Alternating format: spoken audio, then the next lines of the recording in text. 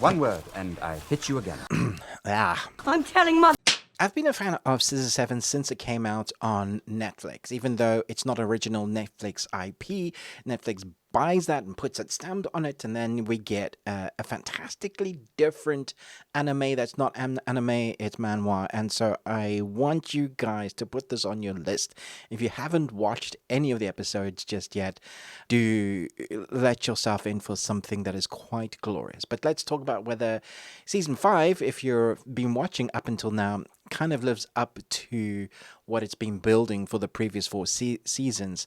Is 7 now finally going to have some answers? Let's talk about it. 7 embarks on a search for his long-lost memories, overcoming countless obstacles to awaken what's been sealed in the dark shadows. So once again, this new season of Scissor 7 has 10 episodes. It's going to be stylistically the same type of animation that's very different. It's unique, like separate from what we get in anime because it's manhwa. We get this. It's not afraid to step outside of the comfort zone of animation and mixing various styles, even breaking the fourth wall on occasion. That has been the formula that they've been doing for the first 4 seasons. They continue doing that here.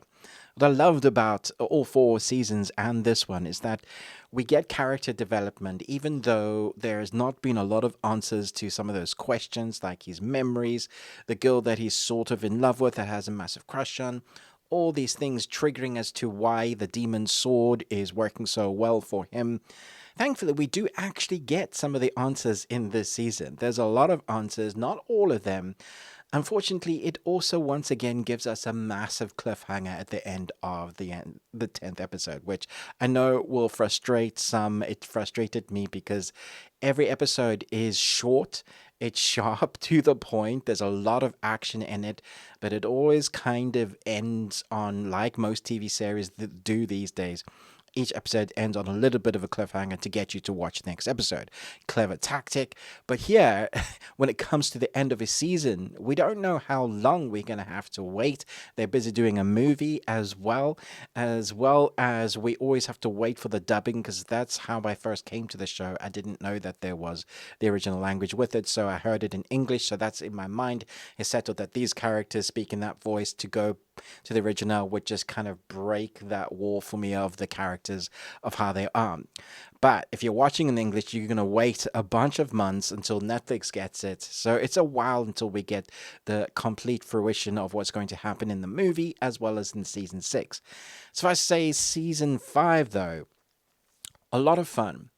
They do this thing where they balance humor, quirky, wall breaking, his chicken friend that is like sort of a gangster cigar dude that has special abilities in himself, the fact that he's blue and he can talk, all of that has been, the tried and tested form. He's got that. But the journey that Scissor 7 is going on in season 5 is where you're going to be finally kind of breathing, going, yes, some answers, because he actually does get some answers with some of those memories being filtered in, some of those doors being opened. I don't know how many words I can use to describe this without doing major spoilers. There are also character arcs that we continue moving forward, which all kind of come to a head. Characters that we've seen kind of dip in and out of the series so far. A few of those friends are in here, but not many. There are a few of those that he gets to fight, like various boss battles. And the show has always stood out with its fighting sequences because, again, they make sure the seriousness with the comedy a lot in this. And the comedy, for me at least, the sort of humor I'm into, I think it works well because there's so much darkness and, this brooding energy of this demon sword and everything that's come before it. 7 has always been fighting against two sides to find a new life for himself, what that means, but also the memories of what those that he can remember remind him of a person that he doesn't want to be, doesn't vibe with that anymore. And that is the journey, a physical journey he goes on to recover the memories, to find someone that he's been looking for, the long lost relationship, and also discover who he really is and go in that choice of which path are you going to choose. There's also a Shaggy type of mentor character here, Shaggy from Scooby-Doo, and he's so powerful. He sort of reminds me of seeing that animation version of Shaggy going Super Saiyan like Goku from Dragon Ball Z. Very cool character, so laid back yet so powerful. In fact, every character Seven meets on his journey seems to be overpowered. If you go back to season 1, you remember encountering some of the islanders there. For some reason, they're all super powerful, regardless of how old they are or what their job is. They all seem to be some type of ninja or have weird, quirky abilities. I think that's the seal of like approval of stamp that you want to put on this series. It's quirky. So you have great fighting styles, but they may be unique and something that you're not quite used to seeing, which makes it for like a fresh version of big action being displayed. Colorful, bright, craziness, yes. Chaos, yes. The characters that he's befriended along the way teach Seven how to fight in various forms. And that is implemented into the journey of these big boss battles that he fights along these 10 episodes. So seeing him using those fighting techniques is so beautifully done, but also so funny. Seeing how he can use a delay technique with a sandal so that his foot connects and then the sandal hits. That is something that he's learned along the way. And they do that beautifully. There isn't any pacing issues because the story is so well crafted from the beginning. They're setting up exactly what he needs to do. He needs to recover the memories, finally going to get a little bit of that going to from A to B. So we're on the journey of a literal but also mental discovery. And thankfully we do get a lot of answers. Like I said though, that ending is brutal because of the big cliffhanger. I love the action. I want to know in the comments, what has been your favorite fight scene to date? And what is your favorite fight scene in this particular season? I'd love to know who's your favorite character, because there's so many quirky, weird characters to love in this series. I love the quirky moments with the chicken, but also we don't get too many of those characters that we've seen from the island, like little snippets in this season, but mostly it's just the journey adventure for him to discover who he wants to be, who he's going to choose to be once he finally gets his memory back.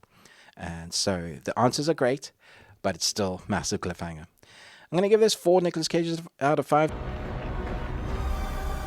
Still loved it, still thought it went quirky and weird and wild. And like, you know, if you've liked the previous seasons, you're going to enjoy what this helping does. It's solid. The action is great. The music in the score continues from the previous seasons, so they continue that theme that you're used to. I do miss the intro from the last season or the last couple. This one's really short. They're just trying to get straight into that animation, so it's like 2-3 seconds of intro and then it's bang, we're into the story, which is great. I don't mind that. But sometimes you get used to having a theme of a show and you kind of set you up for watching the episode. But when your episodes are so short and you've only got a certain amount of time to showcase what you want to show, I do appreciate them jumping straight into it. And there's no filler in this. There's a lot going on, stories movement forward. So definitely stick this on your list if you haven't seen it. If you're into anime but you want to maybe spread your understanding of various type of animation formats, then this will be right up your street. I think it's great. As well, if you loved the previous seasons, I think you're going to enjoy this as well. Thanks so much for watching, but most of all, until next time, remember, live long and Tuesday.